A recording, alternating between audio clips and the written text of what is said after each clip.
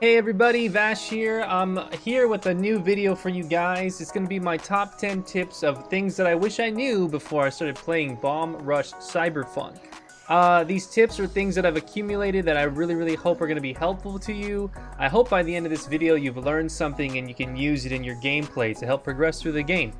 But without further ado, let's go ahead and jump into it. Okay, so for tip number 1, we're going to go ahead and go over the fact that at the hideout, once you get past chapter 4, you should have unlocked all the different gear that you can use in the game when it comes to rollerblades, skateboards, and bicycles. So I'm going to show you where they are here on the map here at the hideout. I'm going to try to be pretty sneaky about where I'm moving so you guys don't see any spoiler characters that I've unlocked.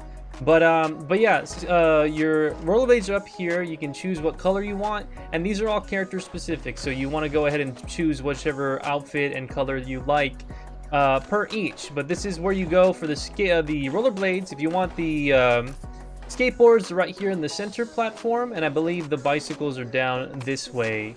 And yeah, that's how you go and swap out your gear when progressing through the game. If you want to use something different with the character that you like, you can come over here and change them out. You can't do it in the overworld. You have to come back to the hideout to do it, so I hope that clears that up for you. Alright everybody, welcome, and this is the tip number 2 for you guys. Whenever you're skating about and the cops are on your tail, I'm sure you know, but if you don't, here you go. You can get the heat off your back by going into one of these porta potties over here. But that's not the tip. The tip is, if you have a character you really like and you've got an outfit color that you really enjoy on them and you don't want to swap, you can actually stay on the same outfit and it removes the heat either way. So if that's something that you didn't know or you haven't tested yet, it does work. And as you can see, the cops are no longer here. They're off my tail, and I get to keep this cool outfit that I've got for Shine here. But yeah, hopefully that tip helps out, and I'm glad that it works this way because I like this outfit and I don't want to wear something else. So I'm glad that we're able to do that. But let's move on. All right, so now we're at tip number 3, and this one might be overseen by some people, so I wanted to throw it in here. And you can also get some CDs this way from certain places in the game. But if you didn't know, trash cans and vending machines have the ability of giving you boost power. So if you smack one of them whenever you're out in the world, and if you're running low on boost, you can actually go and grab a bunch here. And as you can see, my boost bar is filling up. And same thing goes with trash cans. You can get blue ones, and sometimes you can get these yellow ones that give you way more. Look at that, it almost filled up entirely. But there are certain trash cans that I've found out in the world in suspicious areas that have collectibles to find, like CDs. Like if you want a certain song, you can find them out in the world. But so keep an eye out, you know, try to see if you can find trash cans or vending machines out in the world that would help you as you're traversing. If you wasted all your boost and you're just you know, just exploring and you don't want to do a bunch of combos to build it all up again, just go ahead and smack a couple of vending machines and you'll get a bunch more. So yeah, let's go ahead and move on to the next tip, shall we? Okay, so tip number 4, this one, I'm going to go ahead and show you guys a little technique that I used throughout the game that helped with my traversal and clearing gaps that were maybe a little too far normally. I'm going to show you how you would usually play, and then I'll show you the technique after and show you the distance that you'll be covering with the technique I'm about to show you. But as you can see, there's a platform over there, that little awning roof thing over there. I'm going to try to reach it. And if you're playing normally, you're trying to build up speed and all that stuff, and then you want to jump over, and then you would do an air boost trying to reach it. And you can see that I just barely missed it. So let's go ahead and go back up there, and I'll show you what I do. Okay, so we made it back up here, and what I'm going to go ahead and show you. So whenever you jump, you're able to press jump in the air again to do an air dash. And that gives you some distance, and it keeps you level in the air for just a little bit. But what you can also do, if you have boost to spare, you could jump and press the boost button. And as you can see, the little flame on your back, on your boost pack, it turns blue instead, and it gives you a little bit of an extra boost. So if we were to mix those two together, we get some pretty good distance. Now, you can interchange them. You can do boost first and then the jump, if you'd like. Or you could do a jump into boost, if you'd like. It just depends on, I'm not sure what's more optimal, but those are two methods you can do. For me, I usually like doing boost into jump because you can kind of keep the same height whenever you do it. But yeah, let's do that same jump that I did earlier. So we're gonna do boost, and then you can do jump. And as you can see, I made the jump with space to spare. And you can get better at it. You can get more optimal with your movement that way. If you can use it in stuff like this, where you boost, jump, and then do another jump, and see how I cleared that whole gap. Where usually you would do a boost jump and you probably wouldn't reach it. You would want to like make it a little bit more efficient by getting some more height.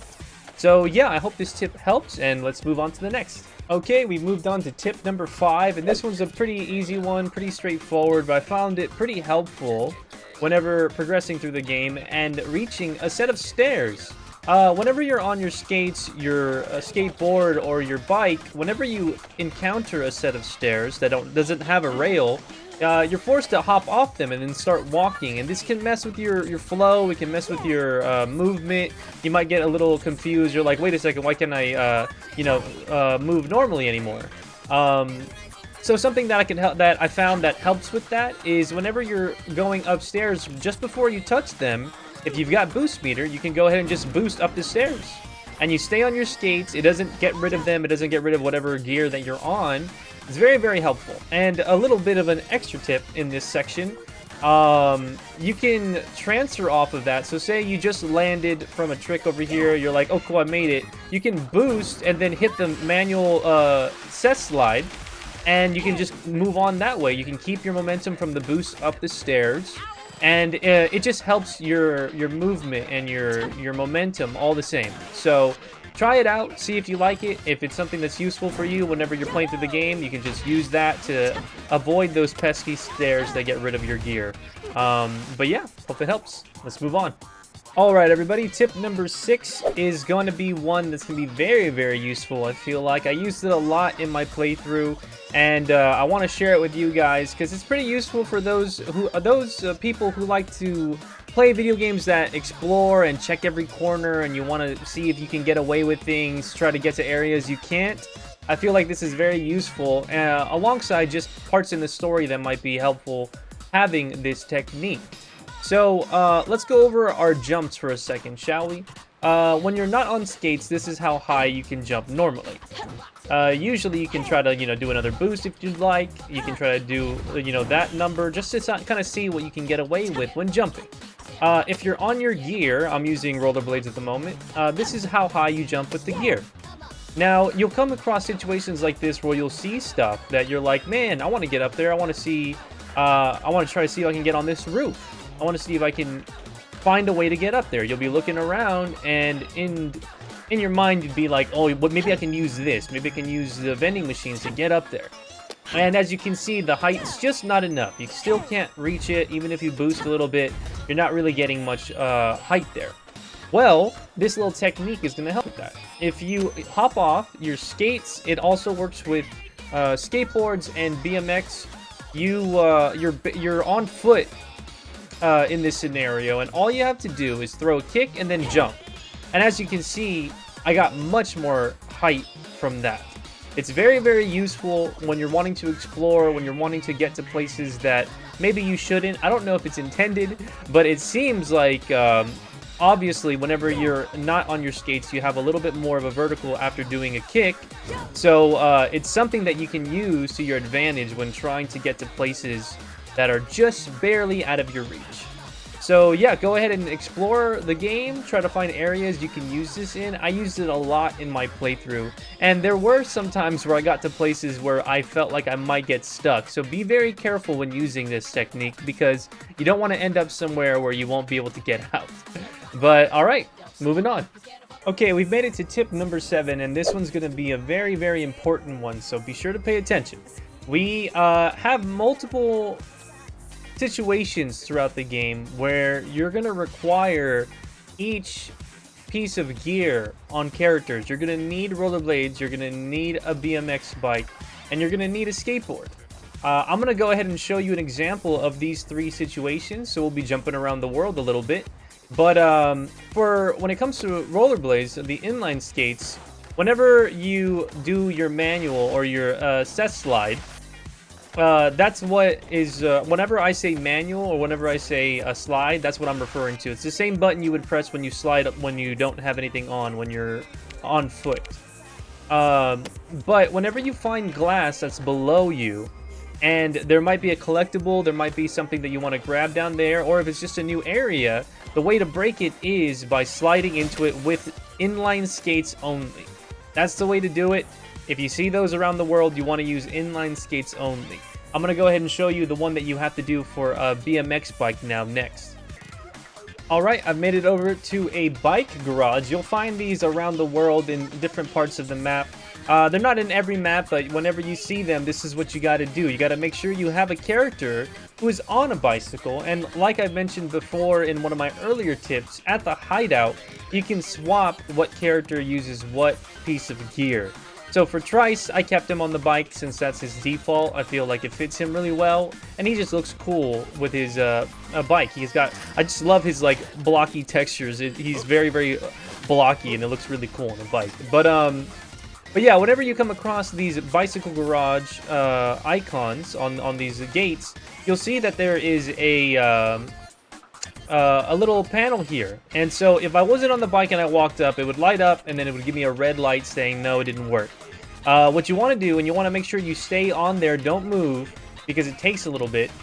You want to hop on the bike and you want to slowly ride up to the platform, wait, and then it'll flash green. You wait a little bit longer and then it opens up. So that's how you do the special activity with the bicycle. It's usually to unlock another bicycle color or something like that in here, maybe an outfit for somebody. They're all across the area. I'll probably make a future video with collectibles, because I know a lot of people have been asking. But let's move on to the skateboard one, shall we? Okay, and now we're at the skateboard activity that's out in the world. As you can see behind me here, there's a fire hydrant. These are also scattered throughout the world, and it's simple enough. You just gotta hop on the fire hydrant, and once you start spinning on it like so, just start spamming the trick button. Just over and over. You can press the same button, it's fine. You go into full Beyblade mode, and this leads you up to a different area. Sometimes there'll be a collectible, sometimes it'll just lead you to an area that you can access that'll help you traverse the area easier. But yeah, just overall, you want to use all three items. And hey, look, I haven't got this outfit, so there you go. If you wanted the winter outfit for Solus, there it is. But yeah, that's helpful in the sense of knowing what all three gear items do in the world and what to interact with and what to keep an eye out for. Tip number 8 is something that's also going to be very, very useful, especially when trying to progress through the story and wanting to rack up points, and also helping with traversal through the world that we're in and keeping your combo going without dropping it. What I'm talking about is using, like I mentioned earlier in the video, it's called a manual for the most part, but whenever you're using skates, it's called a cess slide. And as you can see at the bottom of the screen here, you have a bar that goes down as you're doing the slide. Once it runs out, you finish and you can't go any further. Like I mentioned earlier, let's go ahead and get a couple of tricks going. So I've got 4, 5, 6, 7, 8, 9, 10, 11, 12. So I got 12 tricks right now, and if I wanted to jump and keep it going, I could do a cess slide or a manual and keep it going. But then once I run out, then it's over and my combo's over. So I'm gonna give you guys a little tip on what to do to keep that manual going, that cess slide on skates is what it's called, while also helping your score, helping your overall score whenever you're doing a combo challenge, and also just helping you move throughout the level without dropping your combo. So whenever you're doing a cess slide like this, it ends whenever the bar is finished. And if you have boost meter, I usually recommend having a good amount of boost meter before you start jumping into this manual boosting trick that I want to show you.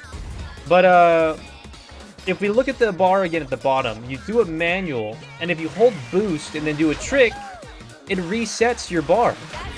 So as you can see, I'm doing the tricks over and over, and it resets my cess slide bar, and I can just do it again. But when you have your multiplier higher, it's easier to get that boost meter. to keep resetting it. See how I keep building boost meter while I'm doing this manual boost trick? So yeah, definitely play with this. Right now I'm holding down both the manual button, the slide button, and I'm also holding down the boost button all at the same time while doing tricks. And it is letting me continue my combo. I'm already at 80 tricks overall, and I'm not losing my manual because every time you do a boost trick, it resets the slide. So I hope you guys find this useful. I hope it's very, very helpful. And use this to your advantage whenever you're trying to continue your combo across the mall, across Brink Terminal, anywhere you're at.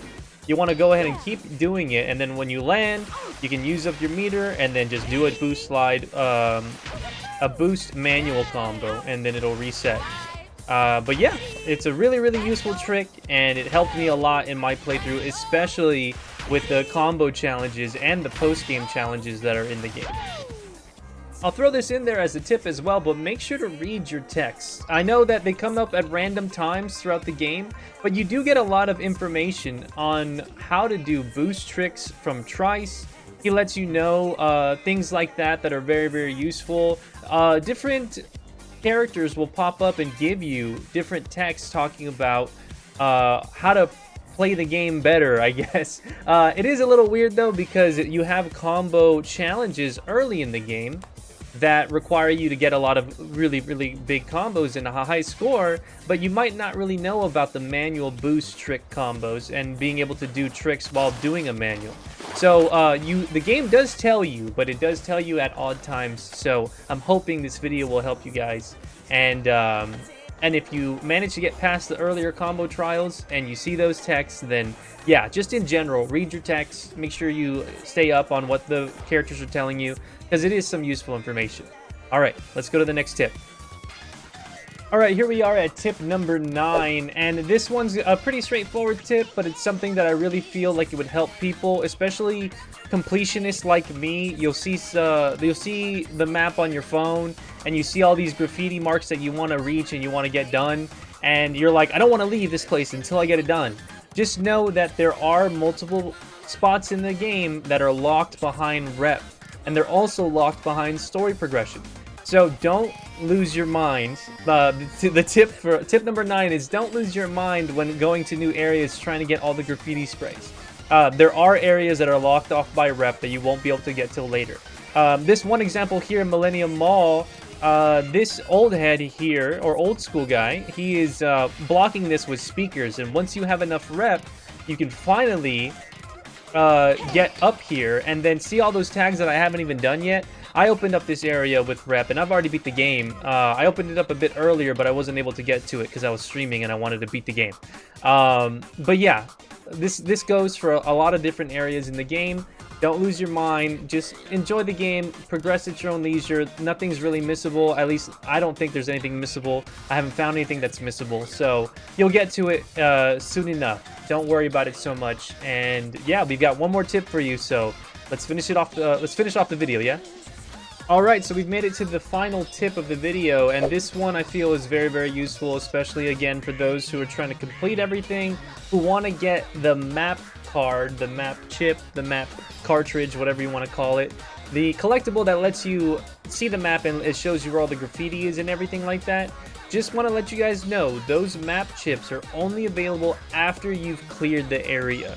After you've gone through the story section of that area and you've defeated that Boro, then when you revisit it, the map chip will be available. So for example, this area, Matan, I went through this area in the story and I beat it, and the map chip is right here in the sky, right here where I just hit in the air. You ride the horn of the bull and it's floating right up in there in the sky. I've already collected it, but that wasn't there when I first got here. It showed up after I cleared this area. So if you guys were looking for the map chip, you're trying to find out where it could be, where is it at, I can't find it. That's the reason why. So hopefully that helps you. If you're having issues finding the map chip, then that is going to be your best bet. Finish the area you're in, come back to it, and then you'll be able to find it out in the world. I'll probably make a video in the future about where these map chips are, But that'll require me to make a whole new game and a new file, obviously. So it'll be a bit, but I'll try to put one out there for you guys.